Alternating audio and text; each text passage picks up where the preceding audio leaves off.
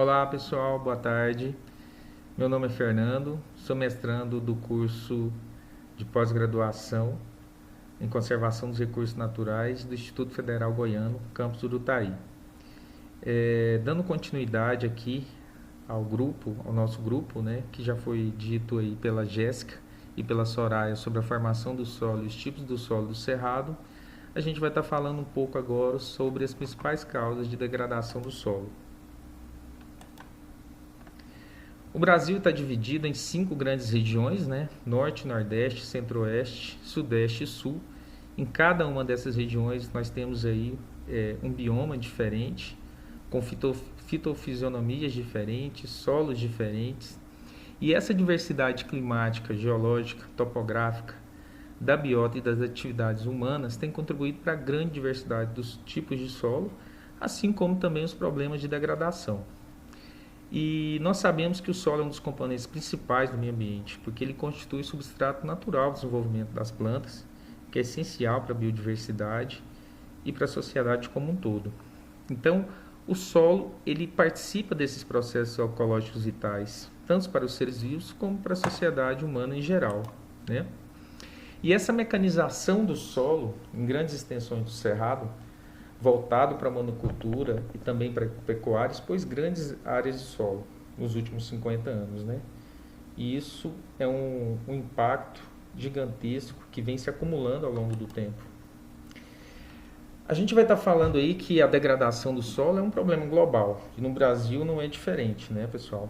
São necessários aí séculos para a formação do solo, com toda a sua biodiversidade, mas a sua degradação pode ocorrer aí em meses, né, devido a ações diversas, como o desmatamento, as queimadas, as erosões, principalmente a erosão hídrica, cultivo de terras inadequadas, uso de agrotóxicos, né, e fertilizantes, exploração mineral, pecuária extensiva, contaminação, poluição e diversos outros fatores também que degradam o solo. Aqui a gente vai estar iniciando então, pessoal, falando uma das principais causas de degradação do solo. E o principal deles que a gente pode estar citando é o desmatamento. Por quê? Porque é um dos fatores que causa uma série de consequências negativas ao solo. Pois a vegetação é um dos elementos mais importantes, sendo responsável pela proteção e a circulação dos nutrientes. Então, com a destruição da vegetação natural, da vegetação nativa, o solo fica desprotegido. E essa cobertura vegetal nativa protege o solo das gotículas da água, né? E além de reduzir a velocidade do escoamento superficial. É um exemplo bem prático aqui, né? Quem nunca pegou uma chuva e que tinha uma árvore próxima e que foi correndo para debaixo dela porque realmente os pingos diminuem. Então você imagina isso para o solo, né? Sem a vegetação nativa, essa gota vem com grande velocidade, ela cai no solo descoberto com muita força e causa vários problemas que a gente vai estar comentando daqui a pouco. Então essa cobertura vegetal nativa funciona como uma defesa natural para os vários tipos de solos existentes em cada região daquelas que a gente já comentou. Além de favorecer a infiltração da água no solo, né? Que é um serviço ecossistêmico fundamental, pois abastece o lençol freático, que consequentemente vai abastecer as minas, os pequenos córregos, os grandes rios. Então esse é um serviço ambiental muito grande que o solo nos proporciona. E sem essa cobertura vegetal, esse serviço diminui bastante. E a gente vai estar falando as consequências disso. Com a remoção da vegetação nativa para substituição de qualquer outro tipo de cobertura vegetal, a mesma não apresenta e não apresentará a mesma eficiência na prevenção dos processos erosivos e nem prestará os mesmos serviços ecossistêmicos. Então, assim, pessoal, a gente sabe da importância da vegetação nativa como um todo para a biodiversidade. E para o solo não é diferente. A partir que ocorre a remoção desse solo, da vegetação, a principal proteção do solo foi retirada. Então, os problemas ambientais e de degradação do solo vão ocorrer sem dúvida nenhuma. E normalmente após o desmatamento ocorre o quê? As queimadas, para principalmente limpezas das áreas, né? Preparação de colheita também, renovação de pastagens, que é muito usado aqui na nossa região, queima de resíduos, eliminação de pragas e doenças, técnicas de caça. E o principal problema, né? Em várias ocasiões nós sabemos e é noticiado aí as queimadas criminais, que normalmente ocorrem após as queimadas ilegais, né? Então toda aquela cobertura vegetal foi desmatada, espera-se essa biomassa secar e vem com fogo, né? Para limpar a área. E esse fogo ele afeta diretamente as características físico-químicas e biológicas dos solos, além dos problemas de piora da qualidade do ar, redução e até mesmo extinção local de animais, né, da fauna, e prejudica a saúde humana como um todo. E, de novo, outro problema, acelera os processos erosivos. Por quê? Porque sem aquela cobertura vegetal, sem aquela biomassa, a água da chuva vai vir com uma intensidade e vai causar os problemas erosivos, né? E essa diminuição da matéria orgânica normalmente ocorre após o desmatamento e as queimadas, é um indicador relevante da degradação. Por quê? Porque a redução dessa biomassa, dessa serrapilheira, dessa matéria orgânica, vai provocar um potencial de incapacidade do solo em resistir à deterioração provocada pelos processos erosivos e a compactação. E aí sim, a erosão do solo é considerada como a principal e mais generalizada forma de degradação do solo. Ela pode ocorrer naturalmente ao longo do tempo, que os impactos são bem menores, mas principalmente pelas atividades humanas, que vai acelerar esse processo de erosão, né? Devido às práticas erradas de desmatamento, de queimadas e a falta no manejo adequado do solo e da vegetação. E a erosão é o que, pessoal? É um processo complexo, porque envolve vários fatores interrelacionados que se manifestam em diferentes intensidades conforme o local de ocorrência, conforme as regiões, conforme os tipos de bioma, conforme os tipos de fitofisionomia, né? Conforme as condições abióticas, né? Então, são vários fatores que interferem no processo erosivo. E os principais deles, como a gente já disse, né? Ocorre após a remoção da cobertura vegetal. Normalmente vem a queimada, e aí sem a cobertura vegetal e após a queimada, que acaba com a biomassa, que acaba com aquele material da vegetação, a precipitação, dependendo da intensidade, o tipo de solo, a declividade, o comprimento e as práticas de manejo, essa erosão vai causar grande impacto.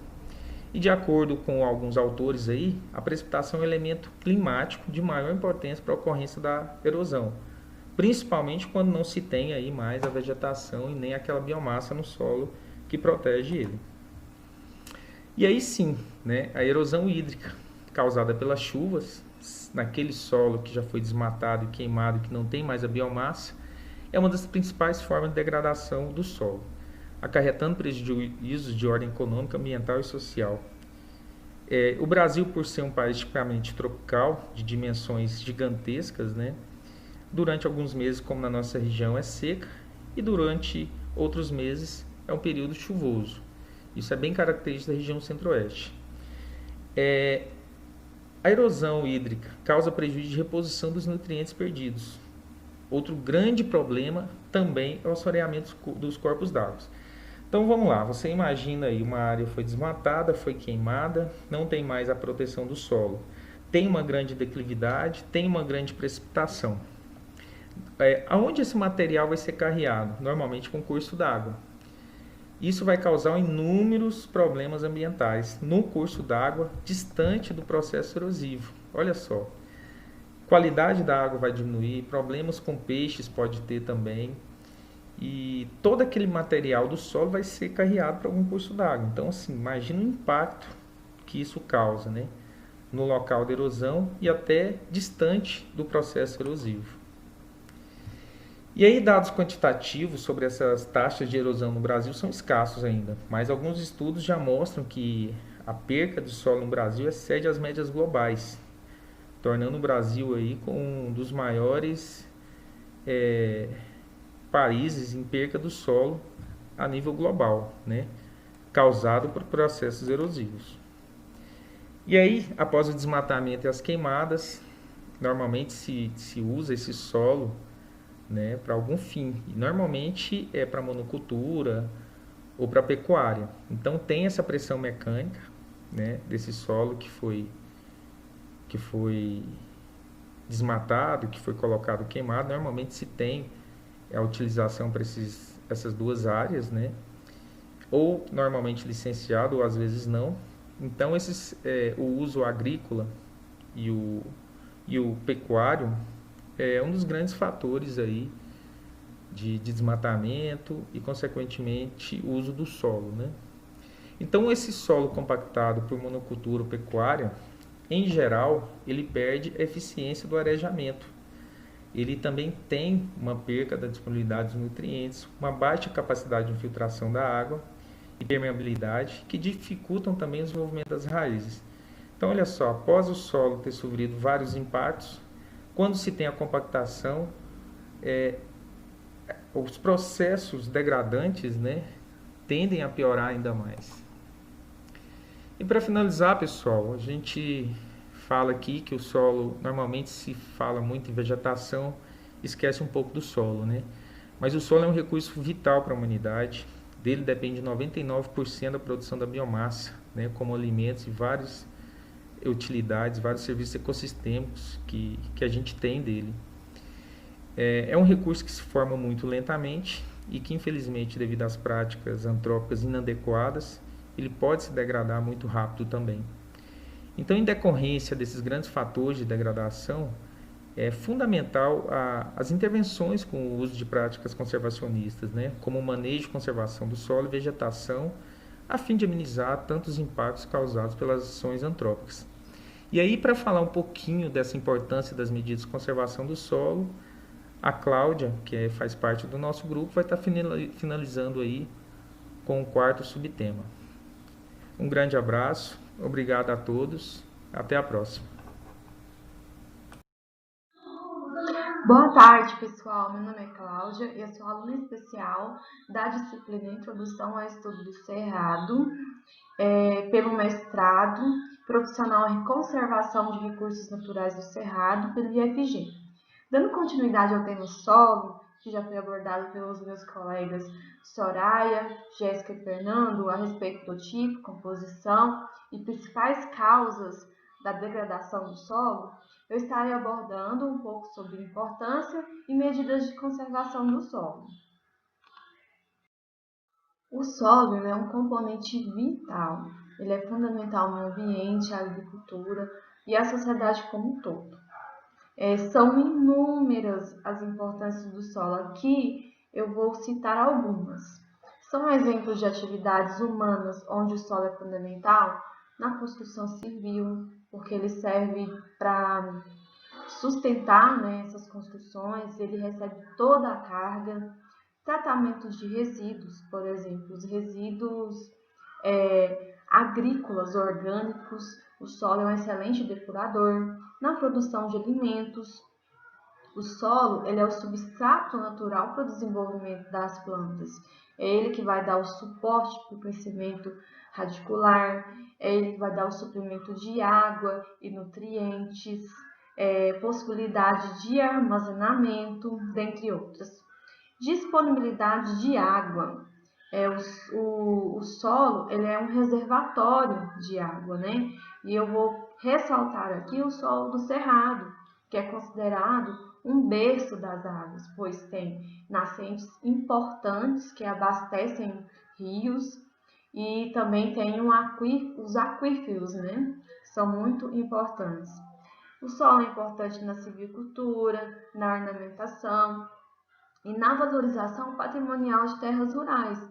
A gente sabe que desde a antiguidade, né, por exemplo, os romanos, eles valorizavam as suas terras com base na fertilidade, com base na cor, e até hoje isso é levado em conta.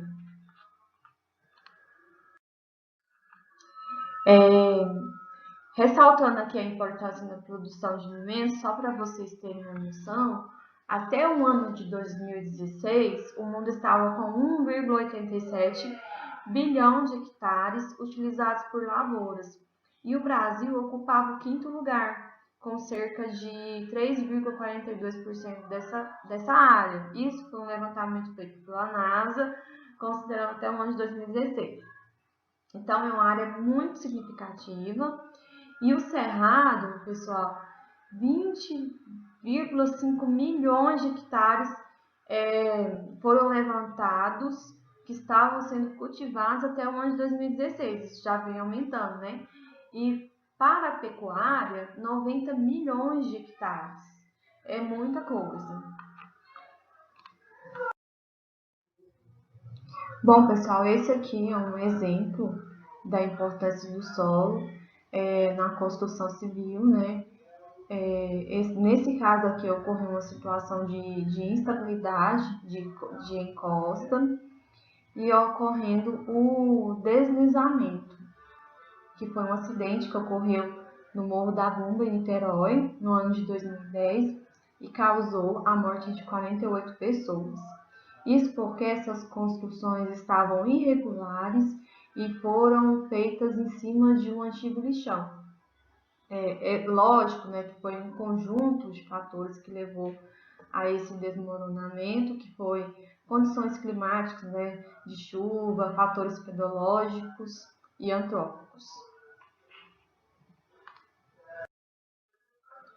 E ressaltando aqui a importância, né, do solo para o meio ambiente, o solo que constitui-se como matéria viva e dinâmica, ele é um sistema aberto, onde ocorrem trocas entre biosfera, litosfera, hidrosfera e atmosfera. Ele é importante aí para a disponibilidade de água com qualidade, porque ele funciona como filtro de água, liberando essa boa qualidade de água para os corpos de água superficiais e subterrâneos. Dessa forma, ele vai garantir a vida. Então, ele é importante para a preservação da biodiversidade, pois funciona como filtro ambiental, atua na regulação de uma série de processos da natureza, é substrato para a atividade da fauna e da flora, e é nele que estão boa parte de nossos produtores primários, né, que são essenciais aos ecossistemas, permitindo assim que ocorra a ciclagem dos nutrientes em toda essa cadeia. Ele é importante na regulação da distribuição, escoamento e infiltração da água da chuva. A gente tem um exemplo aí dos solos saturados com água, que eles possuem uma capacidade filtrante baixa, como é o exemplo das planícies e porções baixas próximas a canais de drenagem. Esses solos, eles têm que ser preservados, né? Porque eles são mais sensíveis. Solos de várzea, que funcionam como reguladores hídricos dos rios. No período chuvoso, eles absorvem o excedente e já na estiagem eles liberam esse excedente. E toda essa dinâmica é importantíssima, né, para o ecossistema. Bom, pessoal, então a gente finalizou aí a importância do solo, né? Citei alguns exemplos e agora eu vou citar para vocês algumas medidas de conservação do solo que eu selecionei com base nas principais atividades que causam a degradação do solo, principalmente a erosão, a contaminação e o empobrecimento do solo. Aumento da extensão e densidade da cobertura vegetal.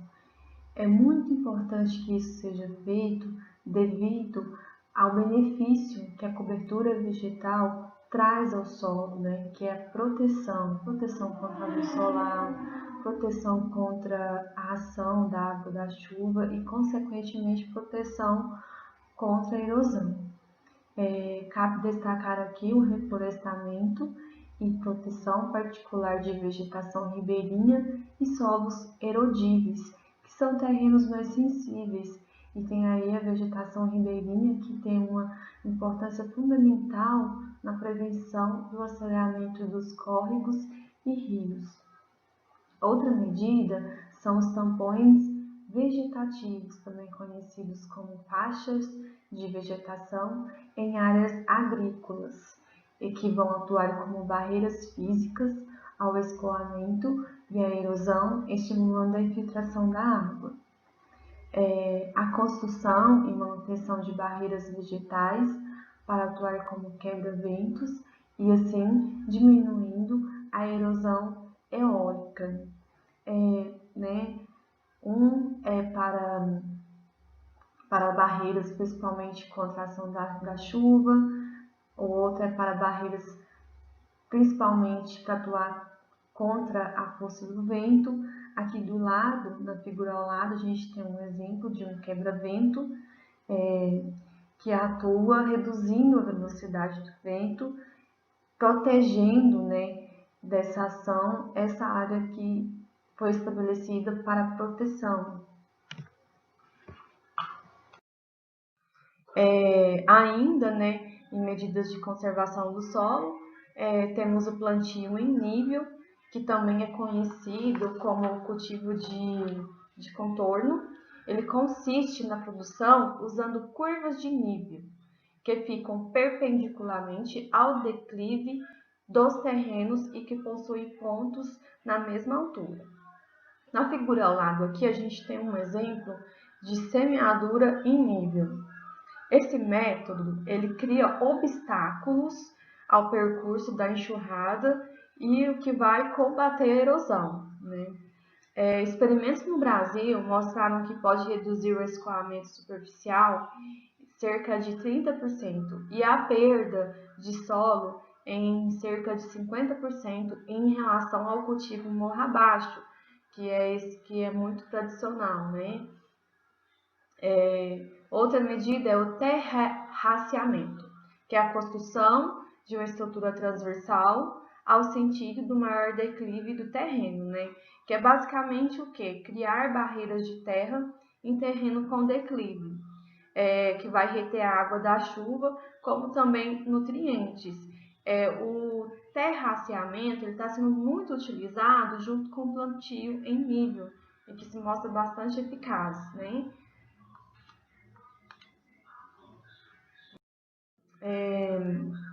Manutenção da cobertura do solo, especialmente retendo os resíduos da colheita na superfície do solo e adicionando assim matéria orgânica aos sistemas de solo, Por exemplo, plantações de milho, soja, sorgo, toda essa biomassa que fica, esse resíduo, ele vai servir como proteção do solo.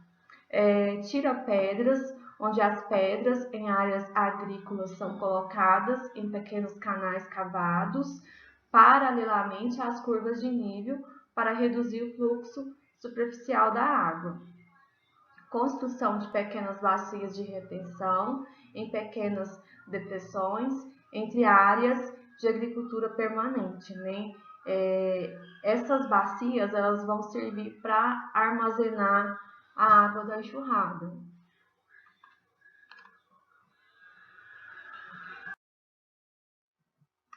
Sendo a agricultura uma das principais atividades que degradam o solo, é necessário que os sistemas de cultura sejam otimizados e sustentáveis. Existem várias técnicas. Cabe aqui destacar a utilização da adubação verde, que é o uso de uma biomassa vegetal não decomposta. Utiliza-se muito a adição da plantação de leguminosas como braquiária, que vão conferir proteção, mais nutrientes ao solo, mais infiltração. O cultivo mínimo também, que é um preparo mínimo do solo e que não se utiliza mecanização, sendo o plantio direto um exemplo desse tipo de cultivo em que não se realiza a aração e a gradagem.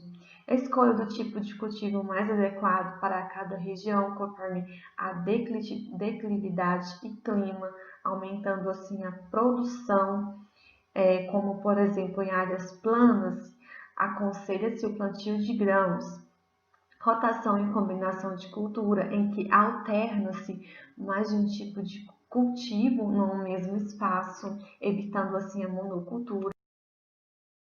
Outra atividade que impacta bastante o solo é a pecuária. Desta forma, é necessário que os sistemas de manejo de gado sejam melhorados. É aconselhável a combinação desses sistemas com sistemas de cultivo arável, assim como a retirada do gado de uma pastagem quando as plantas ainda recobrem toda a área, evitando assim a degradação desse solo, ressemeio em pastagens, que é uma técnica para repovoar as áreas descobertas, protegendo assim o solo da erosão por impacto, e também o uso de esterqueiras.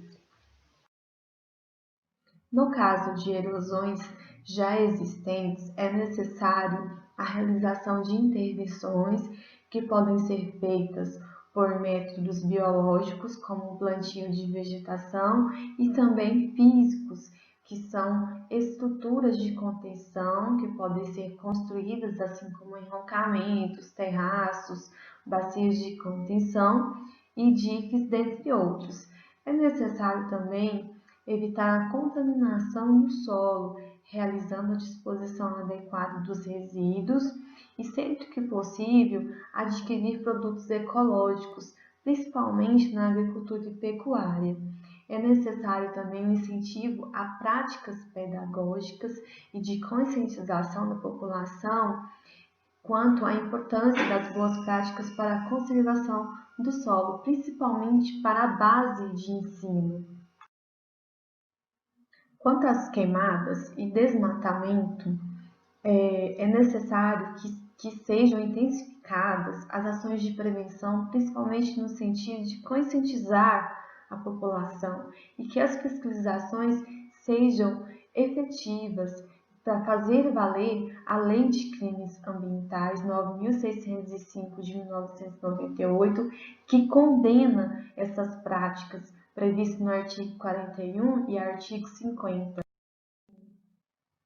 Enfim, pessoal, finalizamos o tema solo, utilizamos como referências bibliográficas artigos publicados em revistas, alguns livros reconhecidos e sites confiáveis, assim como a Embrapa, Fundo Verde, NASA.